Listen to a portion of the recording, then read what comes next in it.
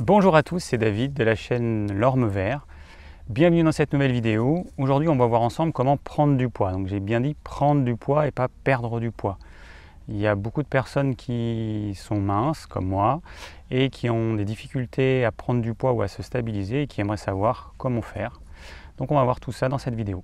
Alors rentrons dans le vif du sujet, donc comment prendre du poids. Donc moi je suis directement concerné par ça, autant perdre du poids, c'est vrai que ça ne me concerne pas, autant prendre du poids c'est quelque chose qui me concerne et qui a été un problème durant toute ma vie. Donc pour commencer, il faut savoir qu'on a tous un tempérament différent. Il y a des gens qui sont minces et qui restent minces. Il y a des gens qui sont gros et qui ont tendance à grossir très facilement. Il y a des gens qui arrivent à avoir un poids normal tout au long de leur vie. Donc cette vidéo, elle est faite pour la catégorie des personnes qui sont minces, qui n'arrivent pas à prendre de poids, qui au moindre stress perdent du poids.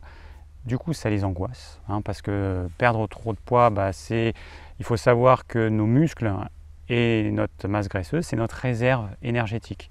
Donc si on perd trop de poids, au moindre problème de santé un peu grave, là ça devient dangereux parce qu'on n'a plus aucune réserve. Et puis les gens trop minces sentent qu'ils n'ont pas forcément assez d'énergie quand ils ont atteint un poids un peu trop bas. Et forcément, c'est normal que ça leur pose souci. Alors moi j'ai expérimenté pas mal de choses dans ma vie. J'ai fait notamment de la musculation en mangeant pas mal de protéines animales et ça m'a permis de prendre un petit peu de poids. Actuellement je suis autour de 60-61 kg et quand je faisais la musculation j'arrivais à atteindre les 65, 66, 67 kg. Donc forcément j'avais plus de muscles notamment. La seule chose, c'est que ce type de muscle, c'est pour moi un peu de la gonflette. Parce que tant que vous faites la musculation, vous gardez votre masse musculaire. Mais dès que vous arrêtez, alors c'est pas instantané, ça va prendre des mois, mais si vous arrêtez, vous allez perdre toute cette masse musculaire qui n'est en fait là que pour répondre à un besoin qui est de soulever des poids de plus en plus lourds. Mais forcément, votre corps, qui est dans un mode de survie, il va éliminer tout cet excédent de muscles qui ne lui sert à rien parce qu'il se rend compte que finalement vous n'utilisez plus ces muscles. Ça demande beaucoup d'énergie pour nourrir ces muscles, donc ce n'est pas du tout la peine de garder une masse musculaire qui ne sert à rien. Quelqu'un qui a un travail de force, il va conserver sa masse musculaire naturellement, mais quelqu'un qui fait de la muscu par plaisir, le jour où il arrête, il va perdre ses muscles. Et du coup, c'est vraiment le truc qui m'a... c'est vrai que le corps, il était sympa pendant que je faisais la muscu, mais c'est vraiment cosmétique, quoi. L'être humain, il s'impose des dictates physiques qui sont complètement débiles, entre les femmes qui doivent mettre du 36, les hommes qui doivent avoir tablette de chocolat, des muscles, des énormes biceps, des grosses cuisses, et bon...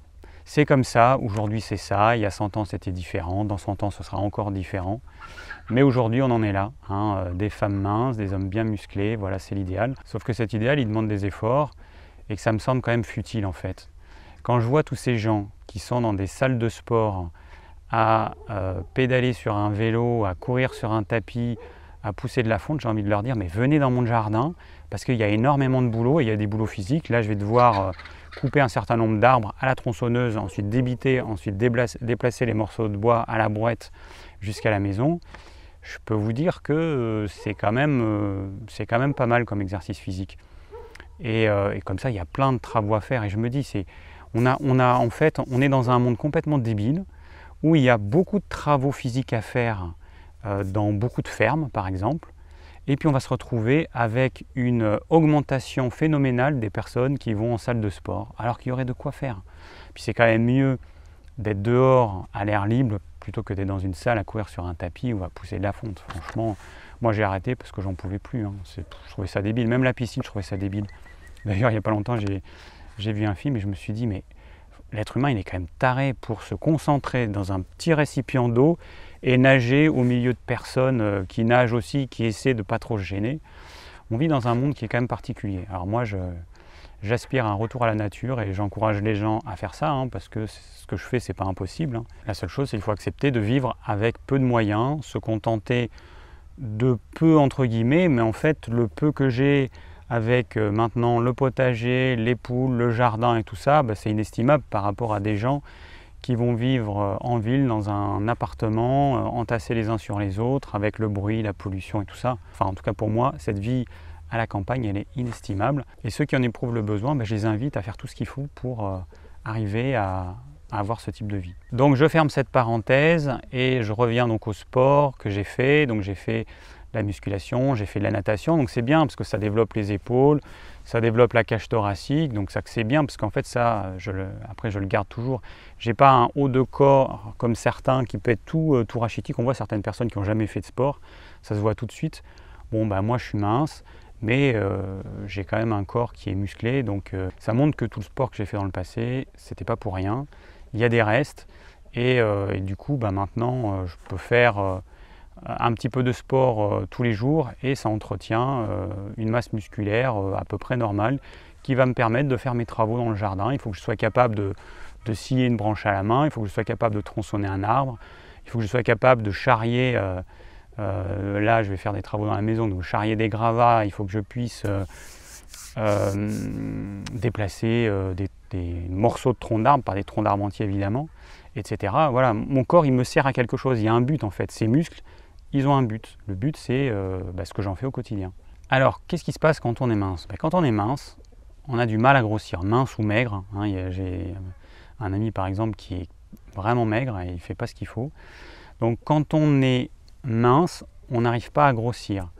Alors génétiquement, il n'y a pas que la génétique, puisqu'il y a notre microbiote intestinal qui joue un rôle capital. On n'arrive pas à prendre du gras déjà, donc on ne fait pas naturellement de gras, ou on en fait très peu. Donc il ne faut pas chercher à prendre du gras, ça n'a aucun intérêt, et puis grossir pour prendre du gras, ça n'a strictement aucun intérêt. D'ailleurs je vais en parler dans quelques instants. Et on a du mal à prendre du muscle. Il y a des tempéraments qui vont manger 3 feuilles de salade et qui vont prendre 3 kg de muscle, et puis nous, il va falloir qu'on mange déjà des protéines animales, parce que les protéines végétales, leur taux d'assimilation, c'est purement théorique. Il y a des gens qui me disent que telle étude montre que telle chose, mais on s'en fout des études. Moi, j'ai 45 ans. Dans ma vie, j'ai été végétarien, j'ai été même végétalien pendant une période, j'ai été frugivore, j'ai testé plein de choses, et en plus quand j'étais jeune, donc mon métabolisme était plus à même de s'adapter, et je me suis rendu compte que ça ne fonctionnait pas. Je perdais ma masse musculaire quand je ne mangeais pas suffisamment de protéines animales. Donc qu'on arrête de me parler de ces études. Déjà, lisez les études dans leur intégralité et voyez ce qui est étudié. Par exemple, je viens de lire un livre sur le microbiote et ils ont fait des études sur les souris qui sont censées montrer que la viande, la consommation de viande entraîne des maladies cardiovasculaires à cause de la production d'une molécule qu'on appelle TMAO.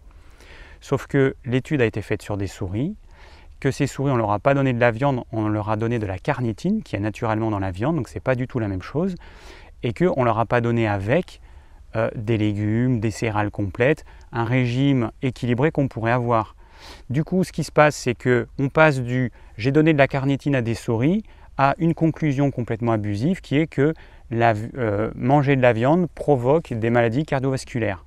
C'est complètement débile. C'est pas du tout ça qui a été montré. Ce qui a été montré, c'est que quand on donne de la carnitine à des souris, elles voient la production de TMAO augmenter et que cette augmentation de cette molécule apparaît chez les personnes qui ont des maladies cardiovasculaires. Voilà ce que ça a montré. Donc il faut faire attention aux études, à ce qu'elles démontrent et ensuite aux conclusions qui sont données. Donc les protéines animales, moi je sais que j'en ai besoin. Mon tempérament, mon corps, il est fait comme ça. Génétiquement, il est fait comme ça, j'ai besoin de manger des protéines animales parce que je ne suis pas capable d'assimiler correctement les protéines végétales. Et des comme moi, il y en a beaucoup. Et dans le monde de l'alimentation saine, il y en a énormément. Des personnes comme moi, on va en trouver beaucoup chez les végétaliens, les véganes, les végétariens. Pourquoi? Parce que notre tempérament, qui est majoritairement nerveux, donc j'en parlerai dans une prochaine vidéo, vous inquiétez pas, c'est prévu. Je vais traiter des 4 tempéraments hippocratiques, le nerveux, le bilieux, le sanguin et le lymphatique. Moi, je suis un mélange entre le tempérament nerveux et le tempérament bilieux. Tempérament bilieux, il a le teint plutôt jaune déjà. Donc moi, si on me met avec quelqu'un qui est par exemple de tempérament sanguin ou lymphatique, on verra tout de suite la différence parce que moi j'ai le teint un peu jaune. Alors à l'image on ne s'en rend pas compte parce que je fais des réglages de couleur, donc des fois je peux avoir l'air carrément jaune et puis des fois pas du tout. donc il ne faut pas se fier forcément à l'image. En tout cas, moi j'ai tendance à avoir le teint jaune. Et donc ça c'est le bilieux. Et le tempérament nerveux, le tempérament nerveux physiquement il est plutôt comme ça. Et puis après il y a tout un tas de caractéristiques dont on parlera plus tard. Mais le tempérament nerveux, il est capable de prendre la décision de suivre un régime alimentaire, même s'il ne lui convient pas du tout, et il est capable de le suivre jusqu'à en mourir. Donc c'est pour ça que dans le monde de l'alimentation saine, il y a énormément de personnes qui sont de ce tempérament-là et qui vont suivre des régimes aberrants par rapport à leurs besoins corporels. Le nombre de personnes qu'on va voir, mais il n'y a même pas besoin de leur demander, hein.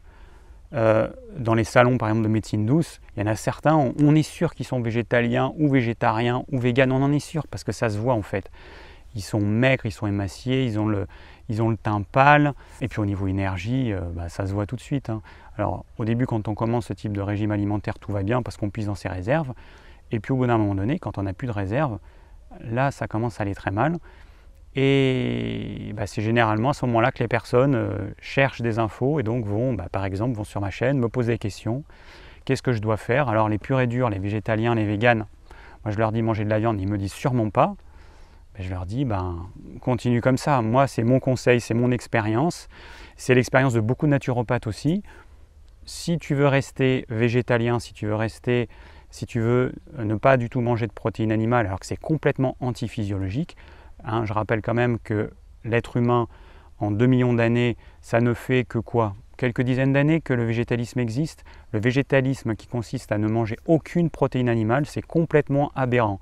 N'importe quel herbivore, n'importe quelle vache, poule, oiseau, tout ce que vous voulez, mange des protéines animales. En mange au moins un petit peu. Hein, les vaches, on considère qu'elles en mangent, quand elles broutent de l'herbe, à peu près 5% de leur ration. Donc c'est loin d'être négligeable.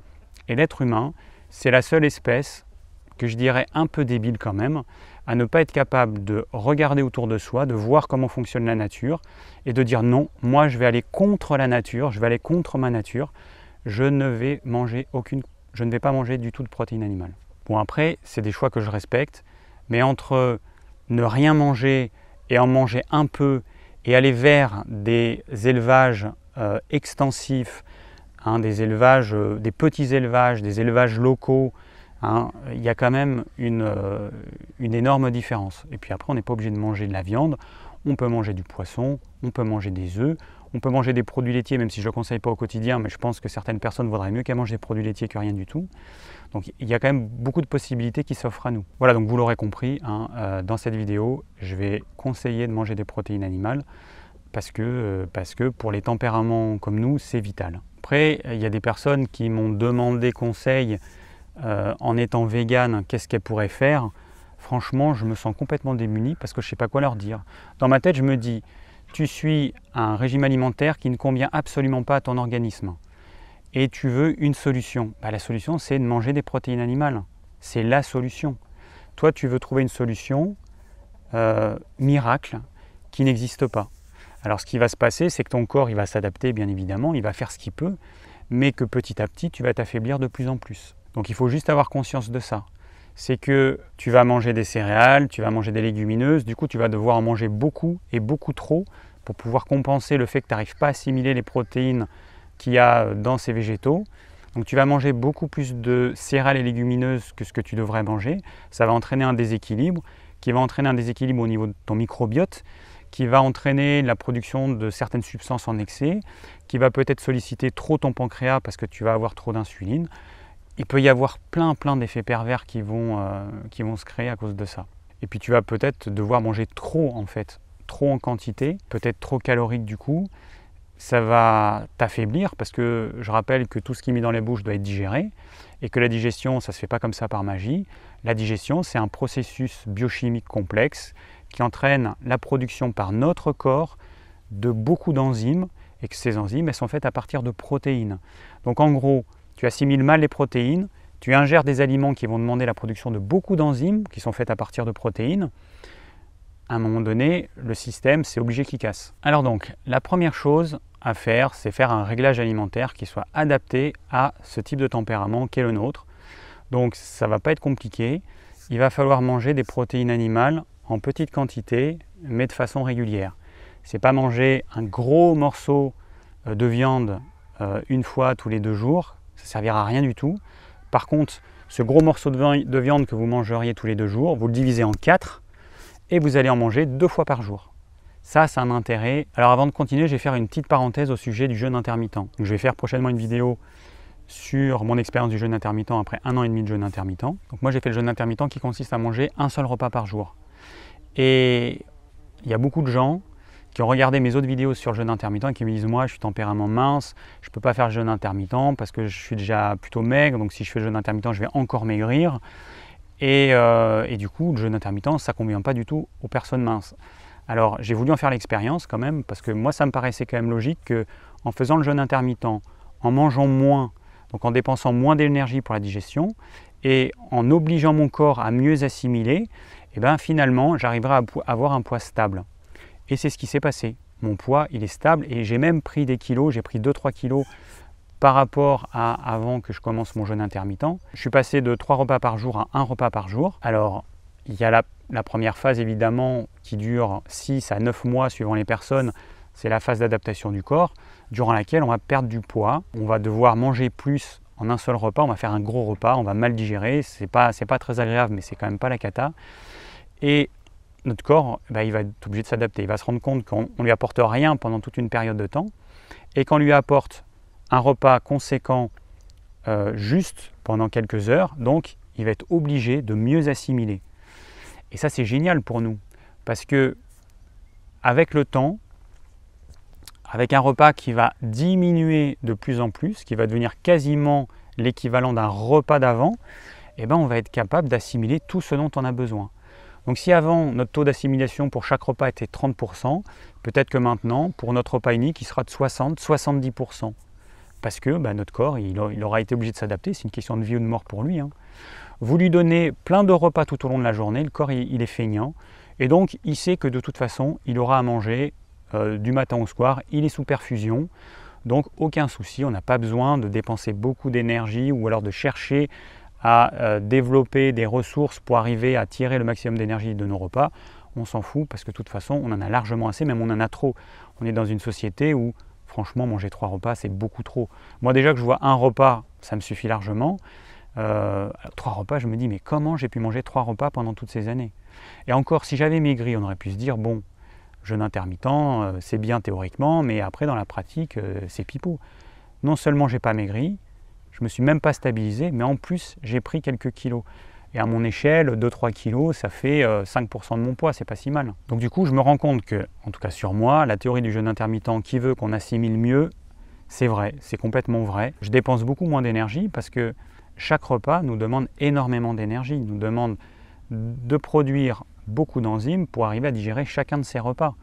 Là, moi, j'ai un repas qui est un petit peu plus gros que celui que je mangeais avant, un petit peu plus gros, mais ce n'est pas 2 fois ce que je mangeais avant, et j'arrive à prendre du poids. C'est incroyable quand même. Non, c'est pas si incroyable que ça quand on a compris comment fonctionne le jeûne intermittent. C'est pareil, il y a des personnes qui me disent comment tu arrives à avaler 2500 kcal par jour.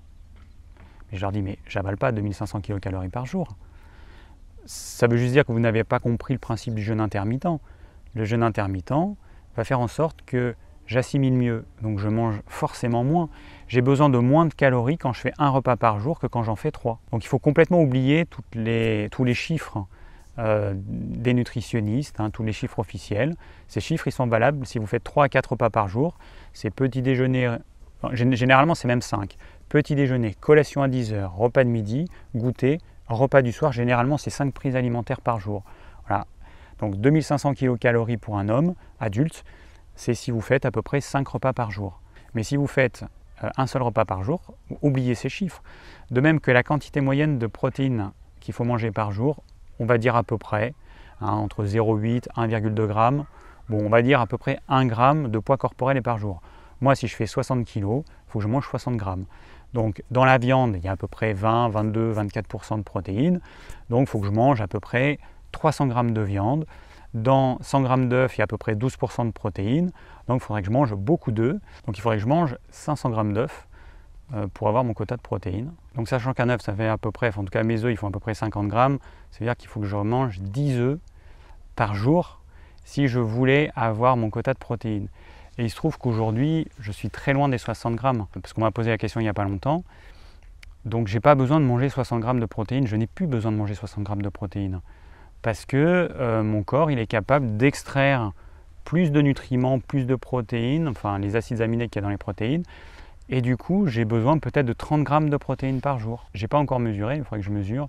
Mais je vais manger, par exemple, certains repas, je vais manger que 4 œufs. À d'autres repas, je vais peut-être manger 150 à 200 grammes de viande. C'est plutôt 30-40 grammes de protéines par jour que je vais manger. Mais après, ce n'est pas important. On s'en fiche des chiffres. Ce qui compte, c'est de se rendre compte par l'expérience si ça fonctionne ou pas. Est-ce que je maigris? Est-ce que j'ai mon poids stable? Ou est-ce que j'arrive à prendre un petit peu de poids qui sera mon nouveau poids stable quand ça se sera stabilisé? Je ne sais pas si ce sera 61, 62 kg. On verra. Mais ce qui compte, c'est ça en fait. Ça ne sert à rien de manger un excès de protéines parce que ça fait, à part que ça va faire travailler le tube digestif, ensuite le foie et les reins pour rien, je ne vois pas l'intérêt. Donc en résumé, grâce au jeûne intermittent, j'ai réussi à manger moins et même à augmenter un petit peu mon poids. Donc ça, c'est déjà quand même une bonne nouvelle. Alors je ne vais pas conseiller à tout le monde de faire le jeûne intermittent parce que c'est quelque chose de particulier, mais il faut quand même en tenir compte. Le jeûne intermittent, ça reste une solution efficace pour les gens minces qui n'arrivent pas à prendre du poids. Alors moi, je fais un jeûne intermittent avec un seul repas. Je ne sais pas ce que ça donnerait avec 2 repas. Le 2 repas, en fait, je ne suis pas fan du jeûne intermittent avec 2 repas. De temps en temps, je mange 2 repas, mais ça reste rare. Mais les fois où je prends 2 repas, en fait, je n'ai pas faim au 2e repas. Parce que le temps de digestion, il n'est pas assez long entre les deux. Un jeûne intermittent 16-8, où donc il y a 8 heures pendant lesquelles on mange, et du coup, c'est pris entre le début du repas et la fin du 2e repas.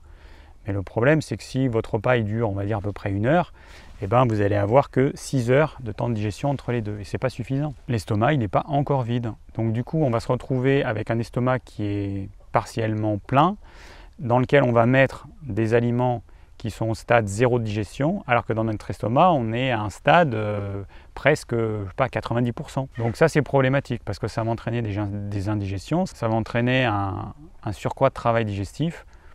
Donc, je ne sais pas, le 16-8, ça me plaît pas. Alors évidemment, c'est beaucoup plus facile à mettre en place que de faire un jeûne intermittent avec un seul repas par jour. Mais je ne sais pas si au niveau santé, si c'est vraiment bien. Alors il faudrait prendre un repas super léger le midi, mais je ne sais pas. Franchement, le but en fait, c'est que vous démarrez votre repas en ayant vraiment faim. Ça, c'est le but. Hein, c'est pas du tout normal de manger alors qu'on n'a pas faim. C'est pas normal de mettre des aliments dans un estomac qui n'est pas vide, ça n'a aucun sens. Puis pour les personnes qui ne savent pas ce qu'est la faim, je leur recommande de cesser de manger tout aliment pendant une journée entière. Et là, vous verrez, à un moment donné, je pense que la faim, vous allez la ressentir. Et c'est ça qu'on doit ressentir avant chaque repas, idéalement. C'est une vraie faim, qui est le signe que notre corps, il est prêt à recevoir des aliments. Sinon, si vous n'avez pas faim, votre corps, il vous dit simplement « je ne suis pas prêt ». Ne me mets pas des aliments, je ne suis pas prêt. Donc dans tous les cas, une personne qui est mince, qui n'arrive pas à prendre de poids, plus elle va manger, moins bien elle va assimiler ce qu'elle mange, plus ça va lui demander de l'énergie. Et à terme, plus ce sera difficile de prendre du poids. Parce qu'il y a des personnes qui vont conseiller à ces personnes-là de faire des tout petits repas, de faire 5-6 petits repas, de manger toutes les 2 heures. Alors ça peut donner des résultats satisfaisants sur une courte période, mais ce que vous faites, c'est que vous êtes en train d'affaiblir votre corps. Parce qu'après, votre corps, donc c'est comme j'ai dit tout à l'heure, il sera sous perfusion. Donc il va devenir de plus en plus feignant, il va de moins en moins bien assimiler et vous devrez faire des petits repas mais qui devront être de plus en plus conséquents à la fin. Donc c'est vraiment pas une solution, c'est une solution symptomatique.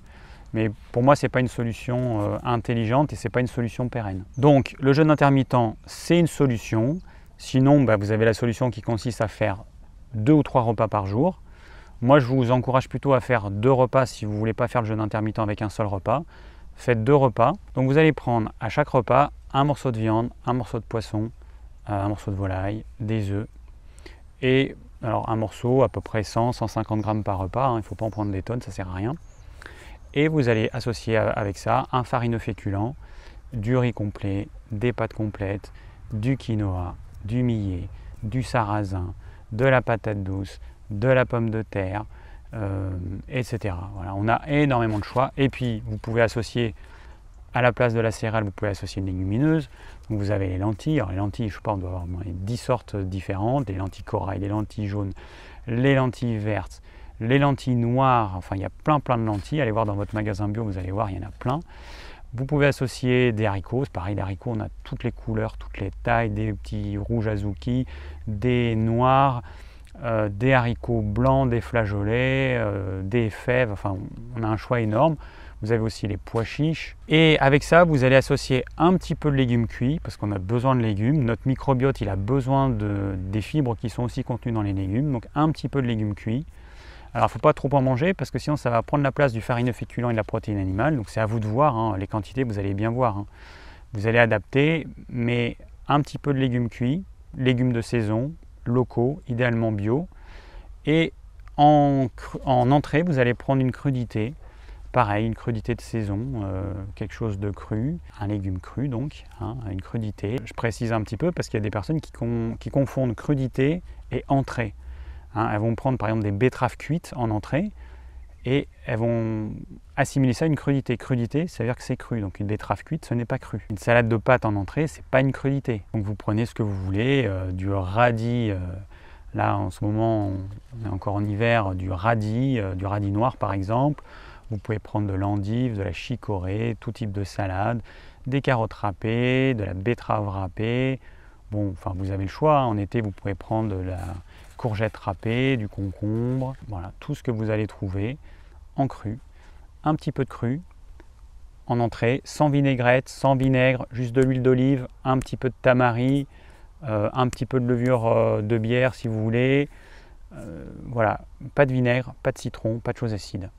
Ensuite, vous allez prendre votre protéine animale, ensuite votre farineux féculent, donc céréales, légumineuses, un petit peu de légumes cuits, légumes de saison, et puis voilà.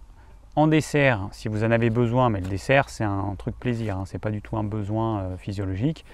En dessert, chocolat noir 70% et plus. Alors moi j'essaie d'arrêter de manger du chocolat noir au quotidien. J'en ai mangé beaucoup, enfin j'avais besoin comme une drogue, donc là j'essaie de me désaccoutumer du chocolat noir. Bon, généralement, hein, c'est pas très long, hein. Au bout d'une semaine déjà, ça ne pose plus problème. Donc voilà, je considère que c'est un produit qui vient de très loin, qui implique le travail de personnes qui ne sont pas forcément bien payées, même si j'achète toujours du chocolat noir bio et équitable de petites marques. Je n'achète pas un chocolat noir d'un gros industriel, hein, ni Nestlé, ni Lindt, ni Côte d'Or, ni je sais pas quoi. Hein, je prends toujours des petits producteurs, donc vous avez la marque qu'on trouve en grande surface, Etika, vous avez Alter Eco, en magasin bio vous avez la marque Kauka, vous avez chocolat Biocop, etc. Donc moi je prends que du chocolat bio équitable et qui est fait par tout sauf des industriels. Donc en dessert, donc éventuellement du chocolat noir, 70% de cacao ou plus, hein, vous pouvez prendre 80-85%, et vous pouvez prendre des oléagineux. Là c'est vraiment le meilleur moment de manger des oléagineux. Il y a beaucoup de personnes qui ne savent pas quand les manger et qui n'ont pas compris que l'oléagineux était une graine qui est extrêmement complexe à digérer, qui est riche, qui contient des protéines végétales, du gras et des glucides complexes. Donc c'est très difficile à digérer. Et il y a des gens qui vont manger des oléagineux à la sortie de leur jeûne. C'est complètement aberrant. L'oléagineux, c'est un truc long et complexe à digérer. Ça n'a rien à voir avec un fruit.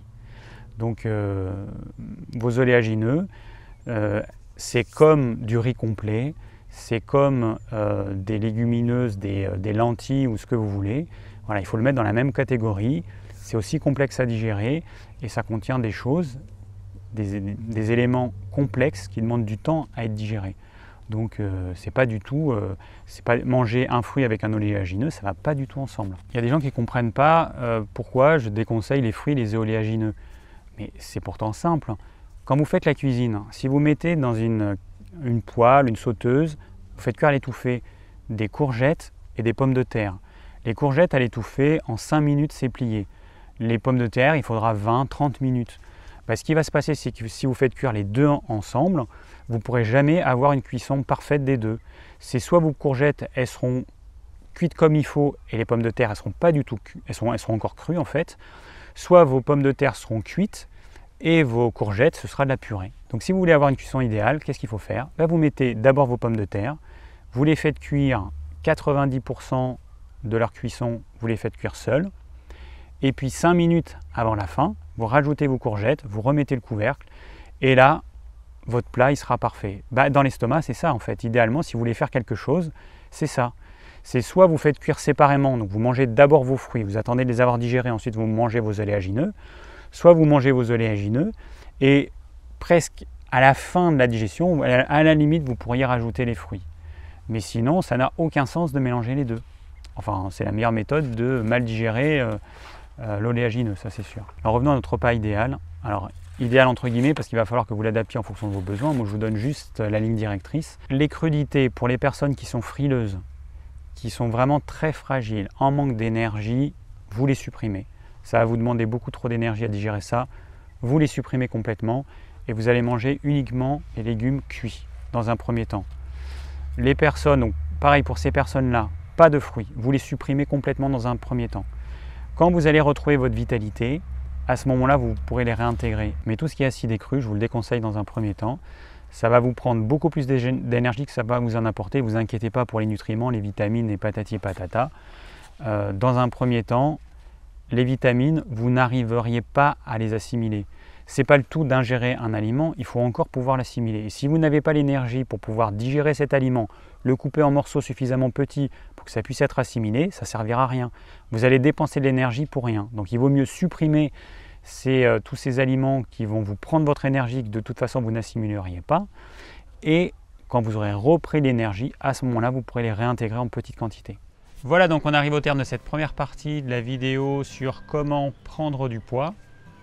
Alors j'avais pas prévu que cette vidéo soit aussi longue, mais en fait en la tournant je me suis rendu compte qu'il y avait quand même beaucoup de choses à dire. Et du coup pour pas avoir une vidéo qui soit trop longue, j'ai décidé de la scinder en plusieurs parties. Alors si vous avez des questions, vous pouvez toujours les mettre dans la partie commentaire de cette vidéo, mais je vous invite à attendre d'avoir visionné les autres parties de façon à avoir la totalité des informations de ce que je conseille. Merci d'avoir visionné cette vidéo. Je vous rappelle que dans la description de la vidéo, vous avez le plan de la vidéo, et puis tout un tas d'autres informations. Et je vous dis donc à très bientôt pour la deuxième partie de cette vidéo.